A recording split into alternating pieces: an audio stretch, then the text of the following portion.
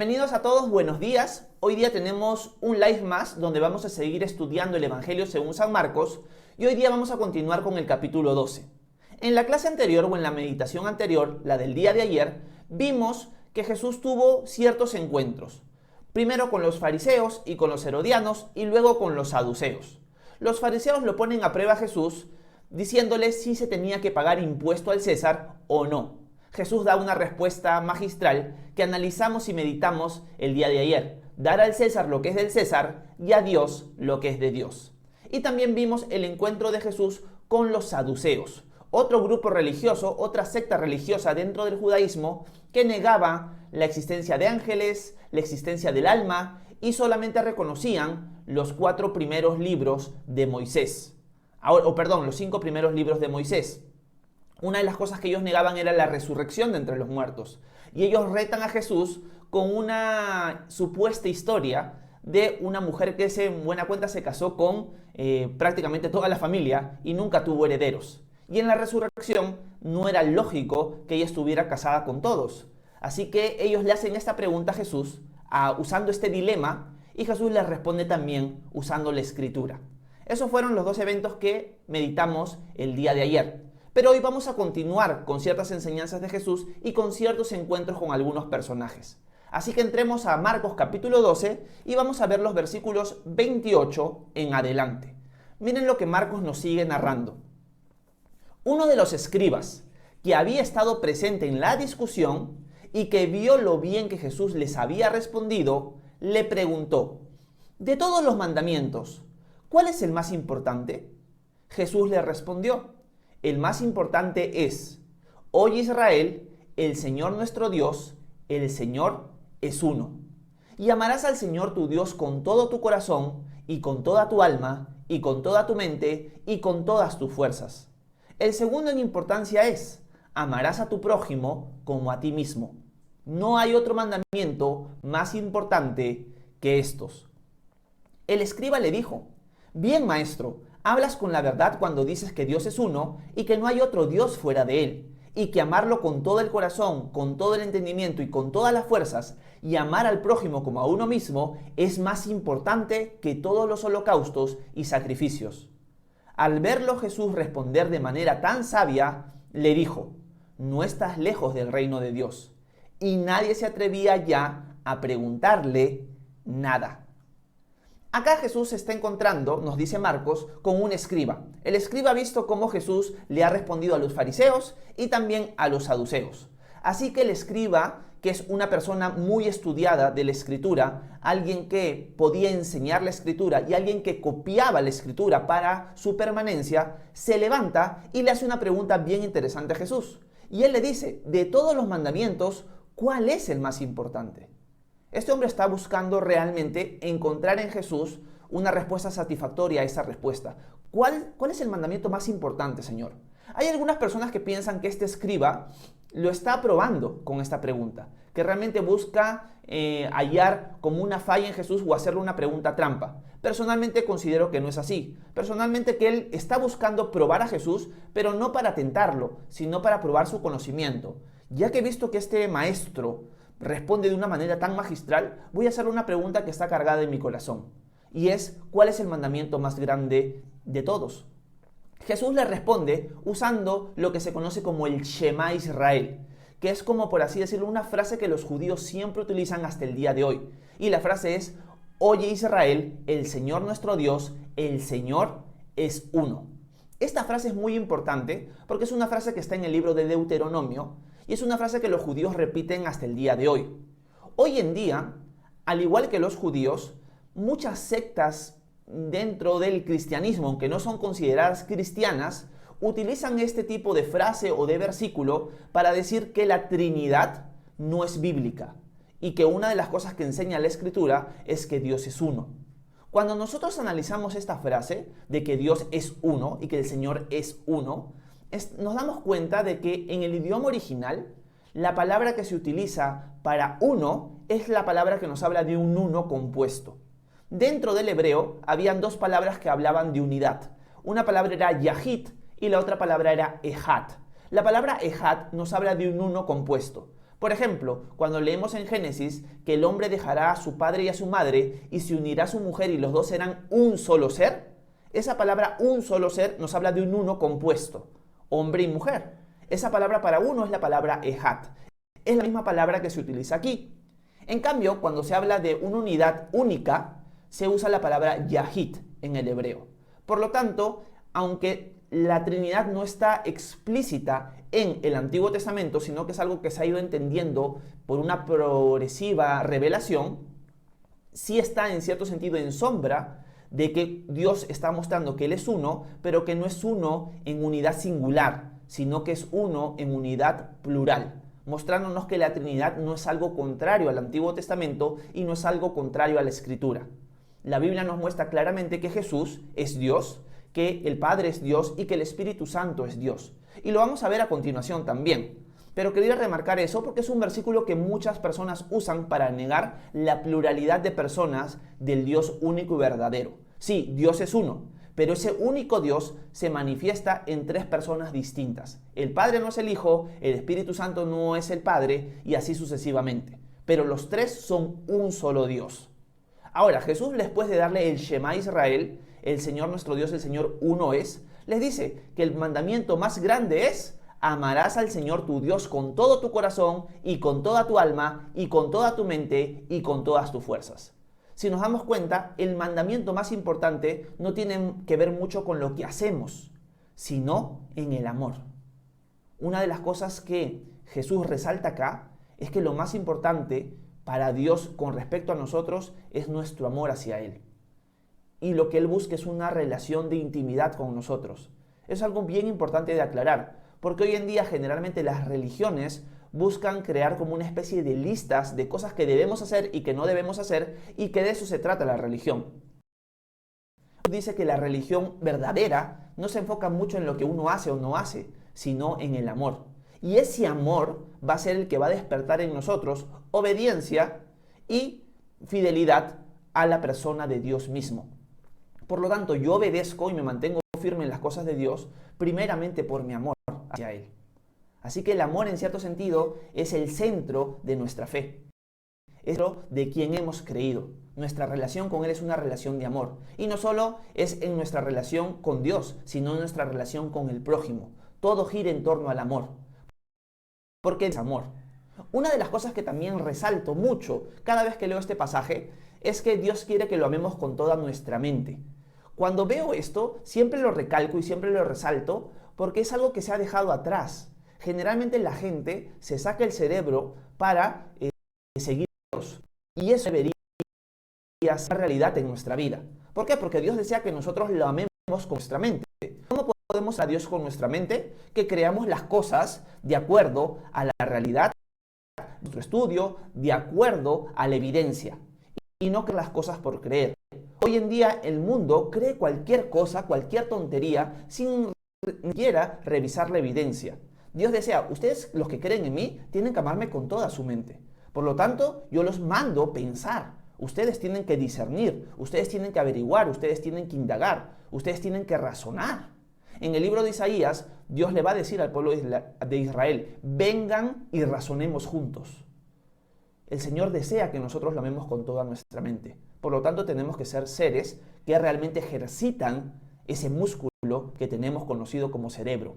Tenemos que amar a Dios con toda nuestra mente. No es simplemente tener una fe ciega. Esa fe ciega no vale de nada. Nuestra fe tiene que ser una fe razonable. Es algo muy importante de entender. Así que Dios enmarca, en este caso Jesús, el primer mandamiento o el mandamiento más grande de todos. Amar a Dios sobre todas las cosas, con todas nuestras fuerzas, alma, mente, corazón.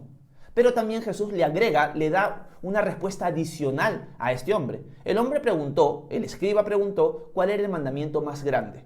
Jesús les da el mandamiento más grande, pero adiciona uno que está muy atado al primero, pero es el segundo en orden, y es amar al prójimo como a nosotros mismos. Nosotros somos las personas que nos amamos más. Hoy en día hay esta idea de que nosotros tenemos que amarnos más o que hay personas que no se aman mucho. Bueno, eso es una mentira. Siempre nosotros nos amamos más que todos. Cada vez que nosotros vemos una foto en un retrato y nosotros estamos en la foto, vamos a vernos primero a nosotros, que nos amamos un montón. Más bien yo creo que el problema es que a veces nos amamos tanto que dejamos de amar al resto. Y por lo tanto también nos amamos tanto que no amamos a Dios, porque nosotros nos volvemos nuestro propio Dios. Así que el problema no es una falta de amor a nosotros, el problema es que tenemos mucho amor a nosotros, al punto que desplazamos a Dios y desplazamos al prójimo. Bueno, Jesús dice, como se aman ustedes, amen a su prójimo también. Porque ustedes se aman un montón, amen también a su prójimo de la misma manera.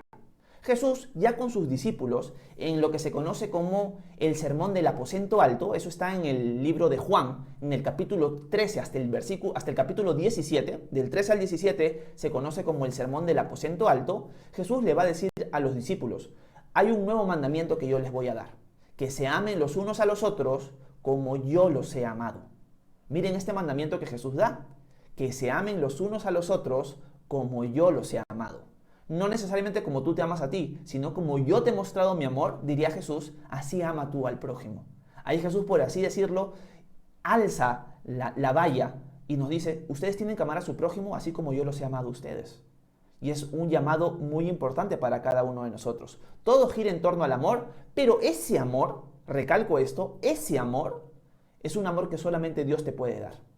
Si ese amor tú lo quieres fabricar con tu esfuerzo, no lo vas a poder lograr. Lo que nosotros tenemos que hacer es humillarnos delante de Dios y decirle, Señor, dame ese corazón, dame un amor así. Yo no tengo un amor así naturalmente hablando. Una persona que no tiene el Espíritu Santo, una persona que no sigue al Señor, no puede amar de esa manera. Es imposible para esa persona, porque está muerta espiritualmente. Solo una persona que realmente ha puesto su fe en Jesús, se ha entregado a Él y ha nacido de nuevo, es una persona que tiene ahora la capacidad de amar como Jesús está mandando aquí. Porque es un mandamiento. Entendamos esto, el amar al prójimo, el amar a Dios sobre todas las cosas, es un mandamiento. Eso significa que yo tengo la capacidad de hacerlo. Obviamente con la ayuda de Dios, porque es un amor que solamente Dios me puede dar, pero yo tengo que decidir amar. Hay personas que dicen, no, yo no siento amar a tal persona, yo no siento amar a mi prójimo, yo no siento amar a Dios. El amor es un mandamiento, el amor es una decisión, que implica y que contiene sentimientos, sí, pero es una decisión, yo decido amar. Yo decido amar a mi esposa, yo decido amar a mi hija, yo decido amar a mi prójimo. Yo lo decido. Lo siento, no lo siento. Eso es una mentira que el mundo hoy en día proclama. Hoy en día también el mundo proclama que sigamos nuestro corazón. Nuestro corazón es engañoso. En cambio, la voluntad de Dios es buena, agradable y perfecta. Por lo tanto, yo tengo que guiarme por su voluntad, no por la mía. Así que eso tenemos que tener muy claro. Esos son los mandamientos más importantes para Dios. Amarlo a Él sobre todas las cosas y amar al prójimo como a nosotros mismos, y es más, agregando, amar al prójimo. Jesús nos ha amado.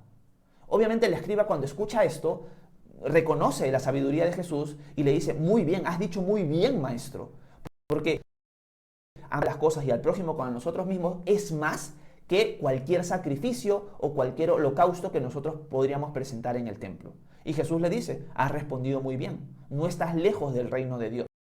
El escriba no estaba lejos del reino de Dios, o podríamos decir, porque este escriba no es parte del reino de Dios. Porque el escriba conoce muy bien ahorita lo que Jesús está diciendo, pero le falta algo. Le falta seguir a Jesús.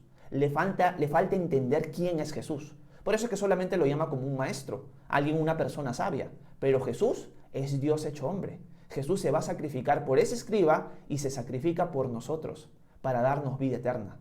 Él muere en la cruz, es sepultado y al tercer día resucita de entre los muertos, mostrándonos que había vida después de la muerte, que hay vida después de la muerte y que Él ha sido el sacrificio por amor por nuestros pecados. Por lo tanto, mi fidelidad, mi obediencia, mi amor van a ser puestas a esa persona, a la persona de Jesús, porque Él es nuestro Dios, Él es nuestro Salvador. Y ahora que yo lo sigo, ahora que yo lo amo sobre todas las cosas, Él me va a ayudar a mí a poder obedecerlo, y es más, Él va a poner en mí el deseo de obedecer. Los mandamientos se enfocan en el amor, y ese amor nos mueve a nosotros a vivir en obediencia a Dios. No es al revés. No es que yo obedezco y luego amo, es que yo amo y por eso obedezco. Eso es algo muy importante de entender. Por eso los dos mandamientos más importantes se centran ¿en qué? Se centran en el amor. Espero haberme podido dejar claro este punto. Vamos a continuar, porque ahora Marcos ya salta a otro tema, pero también son controversias y son preguntas de las personas hacia Jesús. Esta fue la pregunta del escriba. El escriba pregunta ¿cuál es el mandamiento más grande? Jesús le da una lección muy linda. Pero ahora va a surgir una pregunta de parte de Jesús al público. Vamos a ver qué es lo que Jesús le pregunta al público. Su pregunta, lo interesante es que no tiene respuesta, pero nosotros vamos a tratar de responderla en este momento. Leamos los siguientes versículos, que son el versículo 35 al 37. Dice lo siguiente: al enseñar Jesús en el templo, decía: ¿cómo es que los escribas dicen que el Cristo es hijo de David? David mismo dijo por el Santo: el Señor le dijo a mi Señor, siéntate a mi derecha hasta que ponga a tus enemigos por estrado de tus pies. Y si David mismo lo llama Señor, ¿cómo entonces puede ser su hijo? Y una gran multitud lo escuchaba. Acá, si se dan cuenta, la multitud dice que lo escucha de buena gana, pero la multitud no le responde la pregunta a Jesús. Vamos a entrar en contexto. Jesús está en el templo, Jesús se dirige a la multitud y les dice: muchachos, ustedes dicen que el Cristo significa el Mesías, es hijo de David.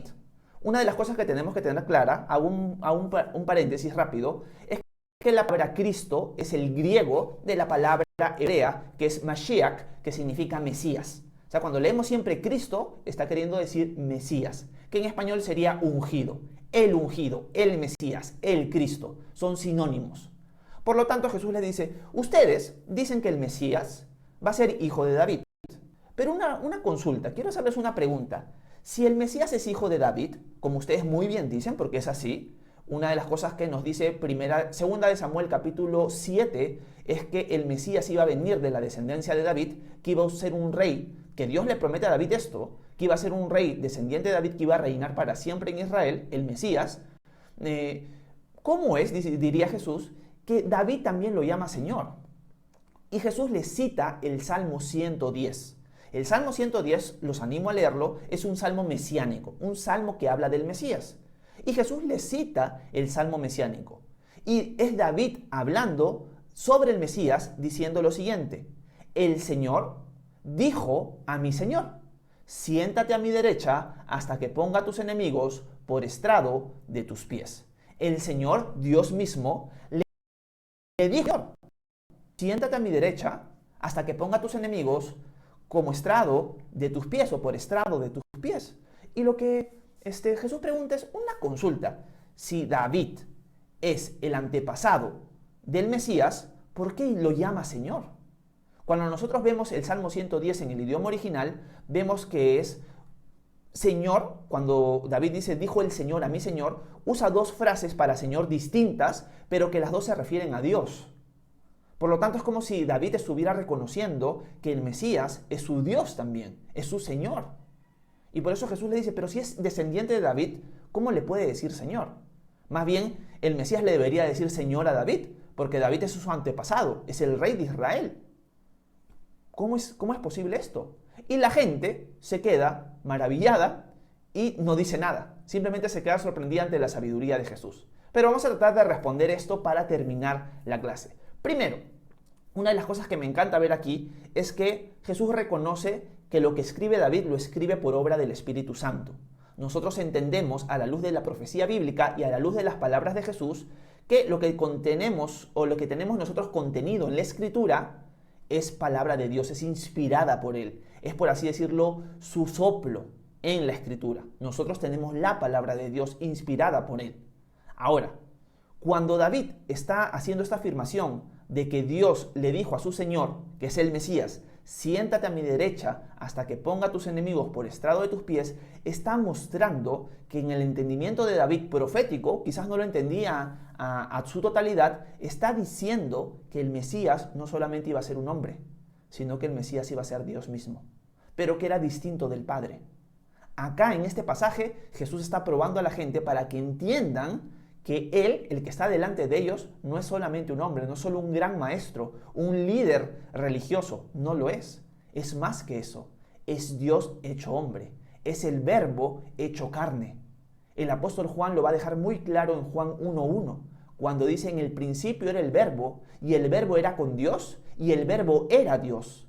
Este era en el principio por Dios. Todas las cosas por Él fueron hechas, y sin Él nada de lo que ha sido hecho fue hecho. Y bueno, y Juan continúa así. Por lo tanto, una de las cosas que Jesús nos está mostrando acá, y Marcos al escribir esto nos está mostrando también, es que La persona que estamos estudiando, los mensajes, las enseñanzas, los encuentros que estamos viendo día tras día, son encuentros de Dios mismo, son enseñanzas de Dios mismo. Estas personas vieron a Dios encarnado caminar en la tierra. Nosotros estamos estudiando a la persona de Dios encarnada. Si Jesús estuviera caminando hoy en día entre nosotros, estaría Dios caminando entre nosotros. Y eso es algo que tenemos que entender muy claramente. Este pasaje lo expresa así, por eso Jesús hace esa pregunta, y lamentablemente muchas personas hoy día niegan la realidad de la divinidad de Jesús. Piensan que es un hombre, algunos piensan que es un ángel, algunos piensan que es el Padre, y hay ciertas distorsiones. Pero no, lo que la Escritura nos muestra claramente es que Dios el Hijo se hizo hombre, distinto del Padre, y que la persona de Jesús que estamos estudiando es Dios mismo. Por lo tanto, sus palabras son dignas de asimilar, son dignas de obedecer y son dignas de postrarnos delante de Él. Esa es la actitud que nosotros deberíamos tener. Cuando Jesús dice que debemos amar a Dios sobre todas las cosas, es que lo amemos a Él sobre todas las cosas. Cuando dice que nosotros tenemos que amar a los demás como Él nos ha amado, es que nosotros tenemos que amar como Dios nos ha amado. Así que tenemos que tener eso muy claro esta mañana. Así que espero que esta meditación corta los haya ayudado a entender un poquito más acerca de la divinidad de Jesús y también de la centralidad del amor en nuestra vida. Pidámosle esta mañana al Señor, danos más de tu amor, que yo pueda amar como tú amas. Que esa sea la meditación esta mañana. Si tienen alguna pregunta, algún comentario, algo que no haya quedado claro o alguna pregunta con respecto a la Biblia en general, me la pueden hacer en la sección de comentarios que los voy a leer inmediatamente. Que Dios los bendiga. Gracias por su atención.